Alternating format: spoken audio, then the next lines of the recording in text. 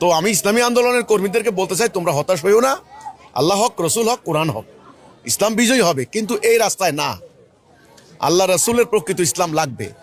আমাদের ধর্মীয় সংগঠনগুলি এতটা ভাগে ভাগ হয়েছেন, একদল আরেক দলের বিরুদ্ধে, এক ফেরকা আরেক ফেরকার বিরুদ্ধে। আল্লাহ তো এখানে মুমিনের পক্ষে থাকবে, এদের কারোই পক্ষে আল্লাহ থাকবেন না।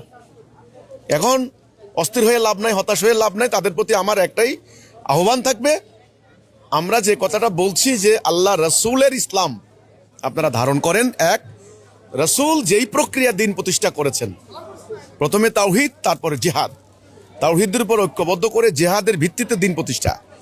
এই চলমান ধাপ্পাবাজের রাজনৈতিক প্রক্রিয়ায় ইসলাম প্রতিষ্ঠা হবে না। আপনারা এই রাস্তায় গিয়ে এটা জেহাদ, ব্যালট বাক্স, ব্যালট পেপার হলো জান্নাতের টিকিট, এই ধরনের প্রচারণা কোনো লাভ নাই। আল্লাহ সাহায্য না পেলে দিন প্রতিষ্ঠা হবে না। এটা হলো আমার কথাটা। এই হতাশ নিরাশ কর্মীদেরকে বলতে চাই, নিরাশার কোনো জায়গা নাই, হতাশার কোনো কারণ নাই।